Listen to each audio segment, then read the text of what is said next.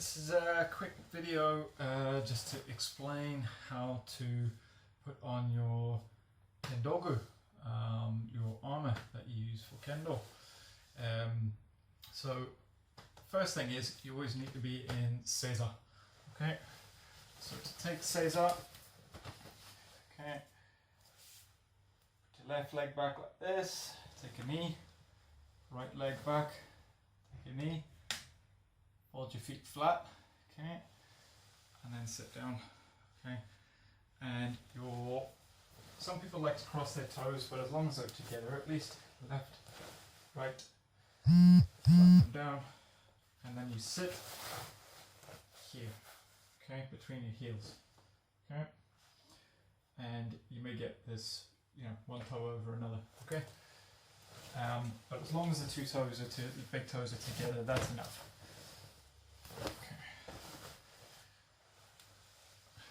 Okay, so once you've managed to get there, the next thing you need to bear in mind is just how to set out your gear. I've just been making a few other videos here, so yeah, so my gear's kind of in a mess here, so bear with me for a second. Okay, so normally what happens is you arrive for Kendo. You have your himo kind of laid out in a way that's quite close to how you're going to use it. Okay, something like a neat little bundle like that. Okay, but the laces, the himo, are pretty much as you're going to use them. Okay, so when you set them down, you'll be carrying them like this. Okay. Mengane towards the back, the mendare folded in front of the mengane, and one kote inside with the laces up, one kote inside with the laces down, so they sit nicely like this inside your men. Okay, and below that is usually your tenugui, okay, which should be nice and neatly folded. Okay.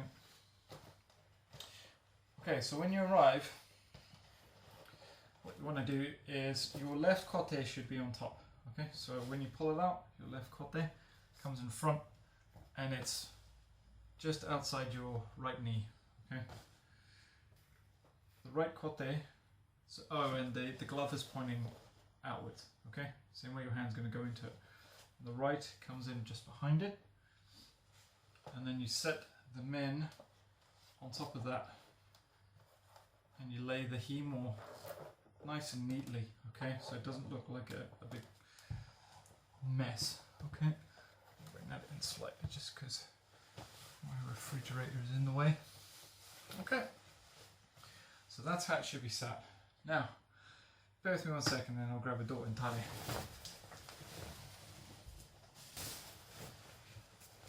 Okay, so normally you have something like this going on inside, okay, to tie your tare to the outside of your door, okay, that way if it falls over it doesn't scratch your door on the floor, okay. So we'll go over this in a second when we'll show you how to pack it all up.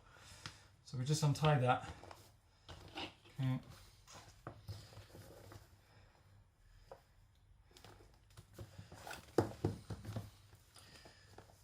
Untie the sides, and the idea is we're going to detach the tare from the door, okay, and so what will typically happen is you'll have this laid out in front of your kote like this, okay, and you just want to have your himo kind of just wrap them up nice and tidy, something like that, okay, put them on the inside.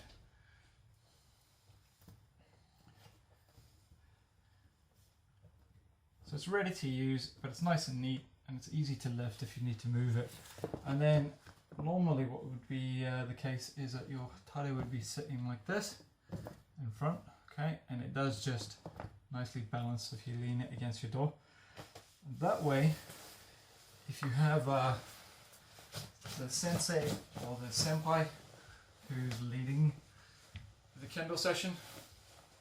Okay, so it should look something like this, and your shinai should be here to your left, in line with your knee. If you have the sensei or senpai who's leading the session and they have a problem with where your bogu is, maybe they're going to start warm-ups, or something wasn't communicated to you. You didn't know it was happening, and it turns out your bogu's in the way, which does happen from time to time. They can read the name on your tare. That's the point of it. Okay, they can read the nameplate and they can find you, so they can say, "Oh, Han, can you move your bogu back, please?" And then you can come and shimmy it back towards the wall.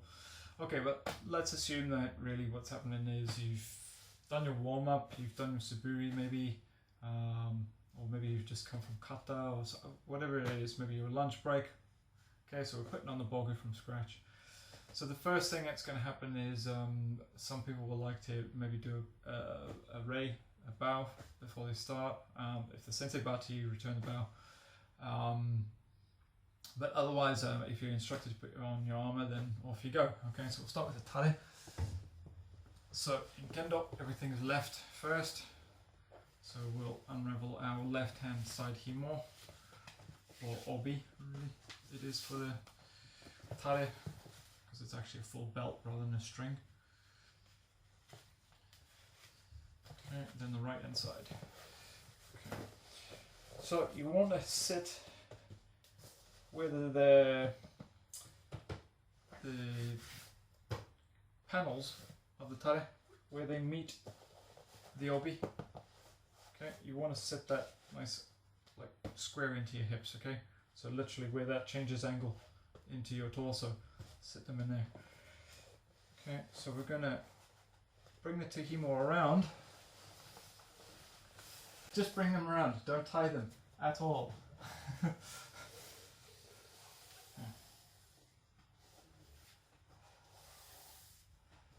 Yeah, so don't tie a bow, don't tie a knot, don't do any of that, just bring them around your body and make sure that you keep them nice and flat, okay?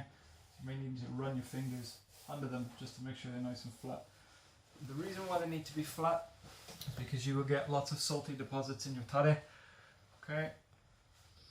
And that's because it takes quite a lot of punishment during your training, okay? And you'll sweat a lot, and the sweat leaves salt behind, and if it's not flat, it's going to cause the himo to stiffen, and they'll have a tendency to fray or crack. Okay, so once you have your two ends, flip up your nafuda, this nameplate, okay, or some people call it zeken. Flip that up, and you're going to tie a yoko musubi knot. I'll come a bit closer so you can see. Okay. So the way I like to do this is I take the left one, put that on top of the right one, and you're going to tie it onto the plate, okay, not below it. You're going to actually tie it onto this plate and pull hard, okay, get as much tension now as you can. Okay, nice and tight. Make a loop. Make another loop on the other side. Okay, so now that we have our two loops, we're going to take the left loop and put that under the right loop and tie it into a bow. Okay. Then we're going to even out these ends and the length of the loops. Okay, and what you should end up with is something roughly like that. Okay, yoko musubi knot, nice and tidy. Then just bring the plate down, and you'll feel it snap into place. The last thing you need to do is just take these loose ends and put them under here. Just tuck them up. Okay. Okay. Now you may have seen on high graded kendoka that the tare has a nice shape to it. Okay, has these sort of edges that kick out. Should look like Mount Fuji. Okay. That's the way we always refer to it.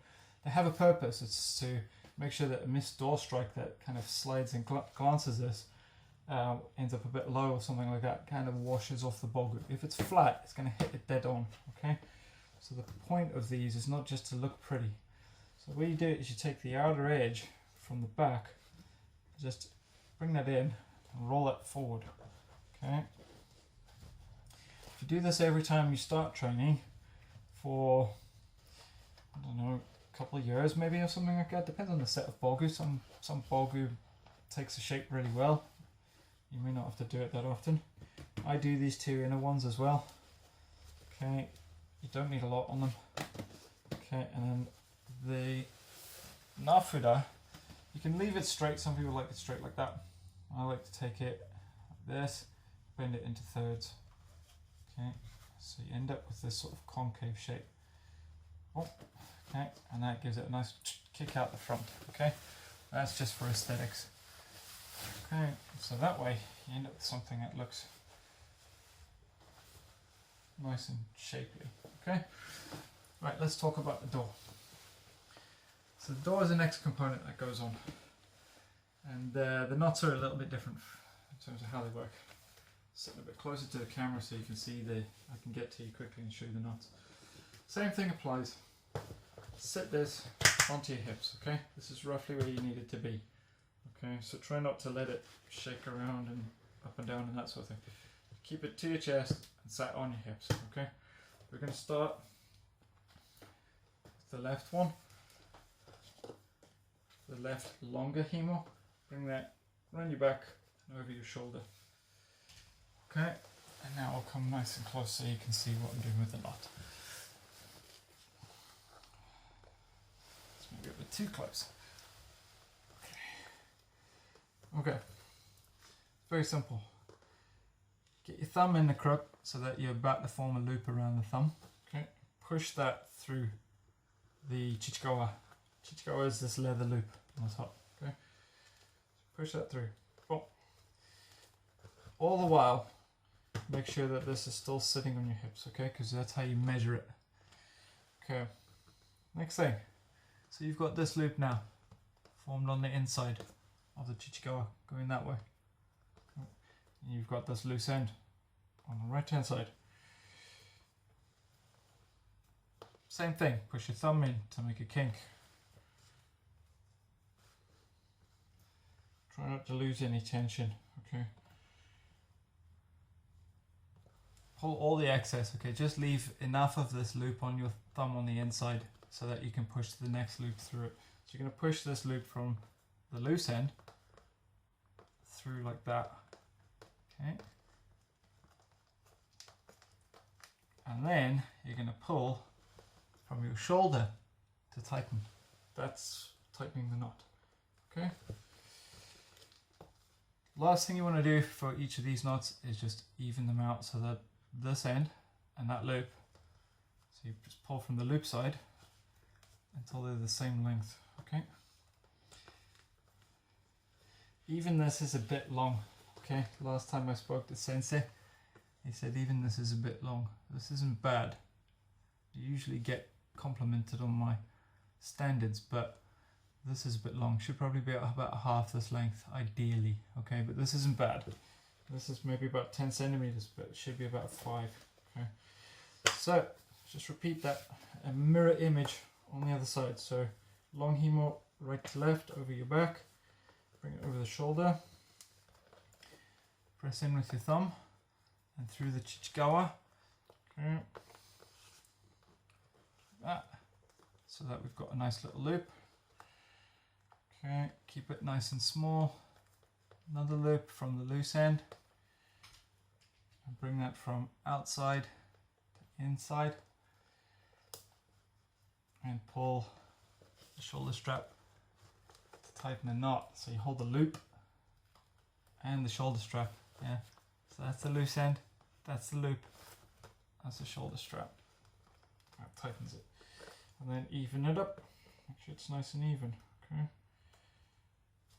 What should be the case is that these are now a mirror image. Both loops are on the inside, both loose ends are on the outside, and they are the same length. Okay. Next, if your door is too wide, it looks silly and it actually can hurt you quite a bit. Okay, so I usually say one fist on each side, but you could actually say this, one fist full stop. Okay, so if you did fist like this on one side, the other side should touch your hip. Okay. If it's a synthetic door, you can bend it into that shape. Okay, and you can tie it using the hemo. When you're not wearing it, you can tie it using these bottom hemo. Okay, you can tie those in a knot when it's in your Bogu bag to bring it into that shape. Okay. Same thing if it's a bit small for you and you need a bit more wiggle room because the door should be able to move. Then you can tie those same hemo. Well, you can stretch it out basically. You can bring the hemo around the front to keep a bit of tension on in your Bogu bag, but you can use your hands to just stretch it out. Okay. Okay, so tying this last knot around the back is the one that usually trips everyone up because it needs to be Yoko Masuri again. Okay, all knots in Kendo are like this. Okay. So left, over right, bring the loop through. And tie this so it's flush to your body, but not tight. Okay, that's too much because then your door's going to get trapped. But it should be flush so that when you tie this, it doesn't sit in a dangly thing like this. Okay, it should be flush. Okay, make your loop. Okay, make another loop. So you'll see that I'm folding this down here so that I can bring this left one through again. So it looks like I'm doing left over right, but actually I'm not. That makes sense.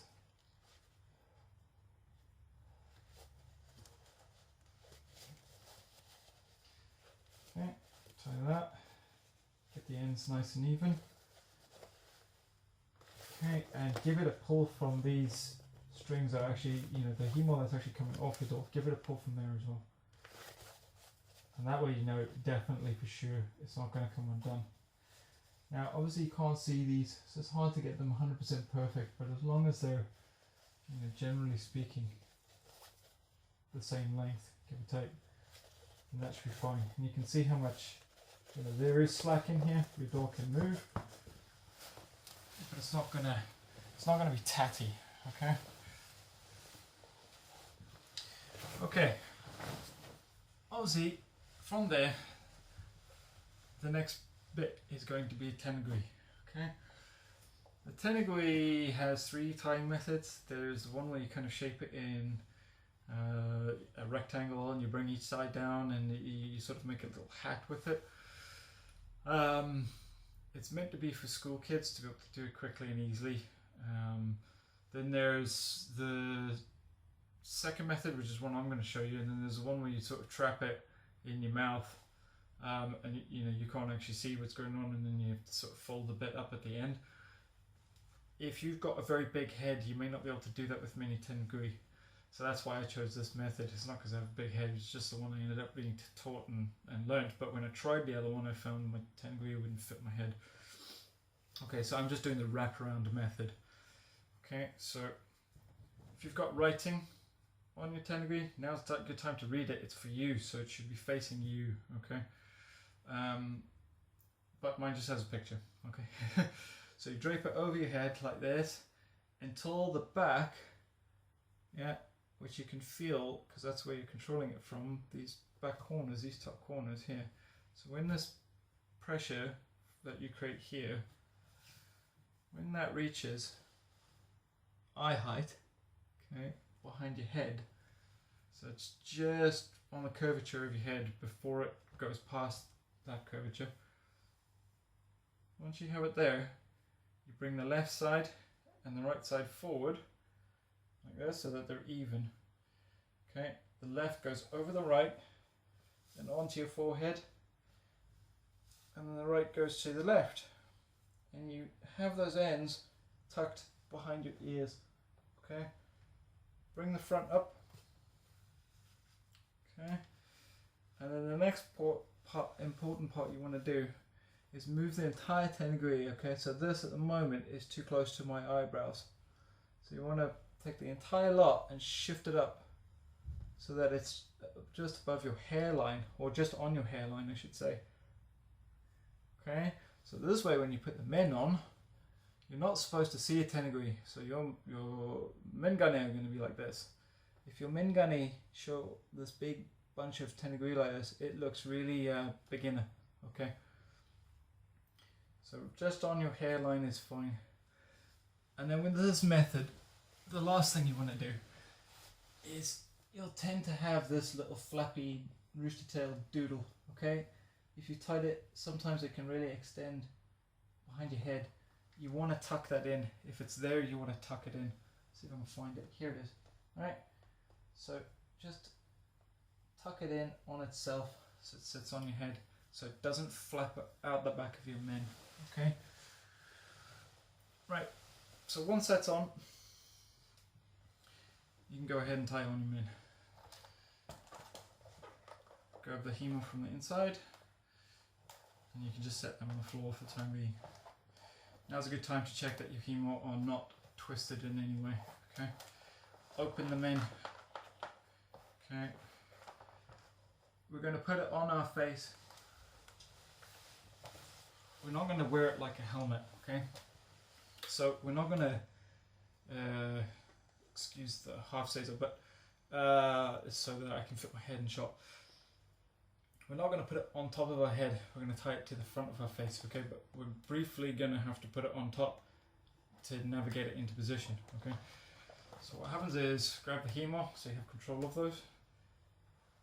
Put your head in, okay? And then you're going to push the men onto your face like this, okay? Next thing, grab the two front hemo, okay? So these two big loose dangly bits, okay? And just check the hemo that are on your head that they're still roughly in place, diagonally 45 degrees. Okay, and then start putting some tension. So start pulling from the front here to get some tension on. Okay. And if you've got control of these, you know that they're flat. So just bring them around so that they're just below the hemo that are already going diagonally down the side of your men.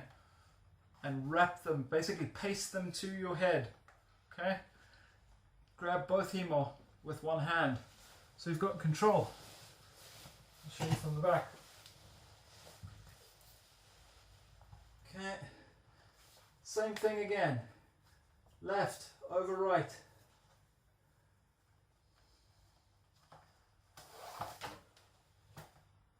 Pull that tight. This knot should be in line with your eyes, okay? So this is where my eyes are. This is where the knot is. Make a loop on the right hand side. Okay. Make a loop on the left hand side. Left under right. Bring it through.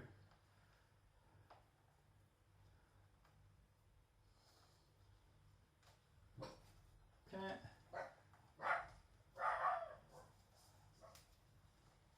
And go ahead and tighten. When you're tightening this, get the loose hemo, and get the loops together. You'll get used to doing this quickly. Okay? And pull these out from the loops until they're the same length. You can bring them around in front of your mengane to have a look. Until they're the same length, okay? Okay, and once they're the same length, go ahead and give these a couple of good tugs. Okay.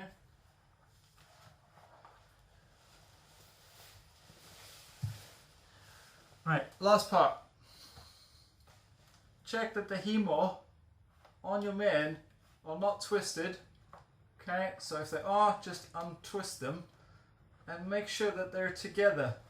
So put them together and bring them so that they're 45 degrees, and the apex between the bottom hemo and the top hemo, where they meet, where the knot is, should be just a slight bit lower than your eyes at this point, okay? Then you grab the mendare from the back, close to your head and pull them out and forward. Okay, out and forward. Okay, and then it should sit nicely like this. Okay, and now because I pulled them out and forward, the knot is now the exact height of my eyes. Left kote, right kote, get your shinai and taito and stand up into shisentai. Now, if you look very closely, the monomi, the big bars in front of my eyes should be looking at them when out of there, when I'm in chudan, okay? If you've tied this knot correctly at the back and you've unfurled the mendare properly, you'll get this, okay? So your biggest clue that your men doesn't fit or you've tied it incorrectly is if you're not looking through these bars. Okay, let's talk about taking off the gear, okay? So you finish your practice, you come back to Seiza, you just reverse the process, okay? So they say mensuke to put your men on, say men tore to take your men off. So senpai says men tore, left, right kote, sorry, left kote first, right kote next. Put them down like that, nice and tidy, okay? Reach around, grab an end from your men, or you can actually pull the entire knot all together. It's fine, doesn't matter. Okay, so hold the front of your men, pull the knot over. Okay, so now you have all the himo. You have them in your hand, you can't lose track of them. Undo the knot. Okay, unfurl them. You're going to take this and you're going to make a nice little loop, bundle of loops. It's maybe about 15 centimeters, something like that. Maybe, yeah, maybe a bit less. Okay, so you have a nice neat little bundle like this. Okay, left hand on the face, grab the himo behind, pull the men off. Before you pull it away from your face, Tenugui, take that off, wipe your face. Okay, you're using this to shield your face so people can't see how messy your face is. Okay, you may want to wipe the inside of your men at this time. Wipe around with your Tenugui. This is just a towel, okay? Collect sweat. Next thing, you're going to take this bundle of himo, bring it over the top and seat it inside the men. Nice and neat. Set the men down on the kote. Some clubs don't mind you draping your tenugui over the front of or the top of your men. Anytime I've spoken to any high level sensei, they don't like this. Okay, it's not correct. But if it's a custom in your club, then that's fine. As I said, you listen to your own sensei, but just know that the correct way is to fold it into a neat rectangle, like you arrived with it, and sit that inside the men on top of the himo. Okay. To take the door off, very simple. Just pull the loose end. Yeah, left side first. Same on the right side, and it should come undone just like that. That's how easy it is. Okay. If you tied these correctly, the point is that if you're in trouble, if you're having difficulty breathing, or you've got a heart condition and something goes wrong during training, the first aid people need to be able to just pull once to get these two off. Okay, same thing from the back. Grab a loose end, pull that, and it should just come away. Okay, and then till the end of training, what I like to do is just wrap the himo up over the sides and keep them flat like this, best I can. Okay, just so it's relatively tidy. Okay, set that in front. Okay, take the tare, same thing, just bring the himo out from underneath the tare, grab an end, pull, that should be it, undone. Take that away from your body. Okay, so this is where tare gets interesting again. Okay, so when you're storing the tare, it's important that the himo don't keep this sort of shape to them, okay? So they've obviously just been tied up, so they've got them bunched up a little bit. You want to flatten these out. Okay, so one of the things you can do is when you tie these, okay, what you're going to do, bring the outside in. So this is on the inside of the tare, by the way. Yeah, that's the outside, that's the inside. Okay, so again, this is probably about 10 centimeters. Okay, so fold it in and back out on itself. Then you're going to make a fold down so that this forms a triangle here. If you can see that, okay? Then just bring it over, end over end, and just wrap, okay? Taking care to flatten these out. Okay, so make sure that as you're wrapping, it's not bunched up and untidy. Okay. Any excess that you've got, you can tuck it in the loop that you made. Okay, so bring it round. You're going to tuck it inside this loop. Okay, and that will generally keep it right.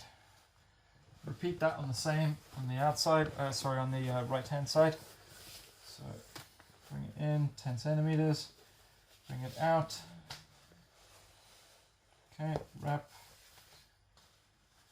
keep it nice and flat.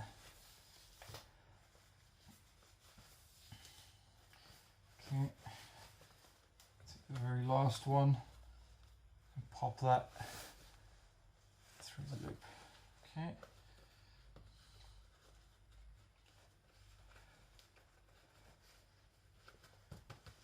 Okay, so what you end up with is something like that. Okay, nice and tidy. Same on both sides. Okay, nice and tidy. Right, then we take this, and we're going to flip it upside down, attach it to the front of the door. Okay, obviously you're doing this all from Caesar, from behind your kit, but I'm moving around just to be able to show you. Okay, so what we need to do, we unravel our hemo from our door because we're going to use it to tie up our tare. Okay, so the long one from the left comes round, the long one from the right comes round. Okay. Make sure that all the panels, yeah, from the tare are inside the hemo. Okay, so bring it round, nice and straight. Same thing, yoko musubi, left over right. Okay, then it's going to come into like a cross shape. Okay, and the two loose ends, instead of tying a full knot, the two loose ends are going to come around the inside, so around the top and around the bottom to the inside of the door. Okay. Okay. If you've got one of these little hangy loops, you can use that, but you can just tie the hemo to each other. Okay, something like that. Okay, and these should be roughly the same length by now. Okay, and then just tie a nice, neat little bow. Okay, with nice even ends. Okay, something like that on the inside. Okay.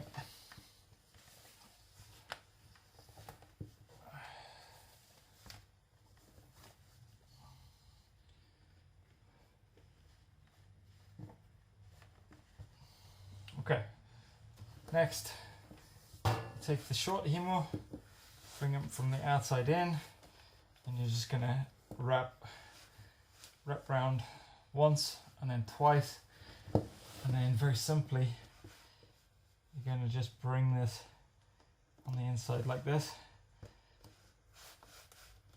and you can do that once more, and you can make a little loop and bring it through the first loop, and you end up with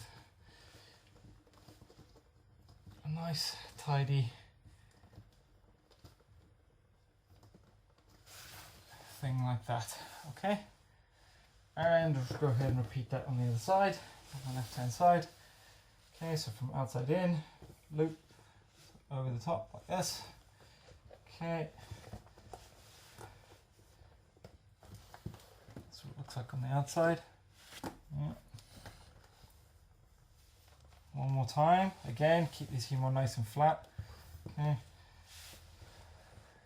Inside, just bring it around once. That'll put some tension. One more time. Make a little tiny loop here. Okay, so here's one loop. Let's see how I can get my finger through. Another loop. Okay. And then you can work that loop to tighten itself onto itself, if that makes sense. Okay, so that's it nice and tidy. Next thing is, now you can obviously set it flat so you can lay your men in. Take the men. Fold the mendari in front of the mengane. Okay, and it's going to be right hand kote in, palm up, left hand kote in, palm down. Set that all in your men, all in your door. You can now carry this on your hips and you won't drop anything, and you can lift your shin out all as one. Okay, and that is that. Okay, that's it. Setting out your gear, putting it on, tying it correctly, untying it, setting it, back in your Bogu bag. Okay. Some people like to tie their men up for storage or to dry it. There's various different methods. You're welcome to do that. What I like to do is when I get home, I take the himo out, I take the Tenugui out because they're a sweat factory, and I just set it on a nice flat surface out of the way like that. Okay, that's the best way for it to dry. Just set it nice and flat, and then I tie it roughly like I'm going to use it to just take it to the dojo. So just bring the himo back over to how they would be when I'm wearing it. Okay, so you get that crisscross pattern.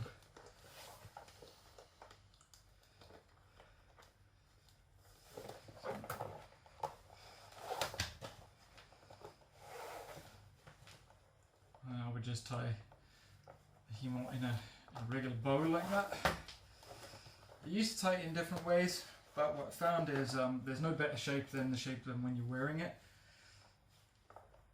So unless you've got really stiff bogu when you buy it new, you shouldn't need to tie it in fancy ways really to store it. Okay, so this literally is just tie it the same way that I would wear it. Okay, and just put the himo inside the men, put the Tenugui, kote, the other kote, yeah, just like that. Put it back in there, put it back in the Bogu bag, and that's everything.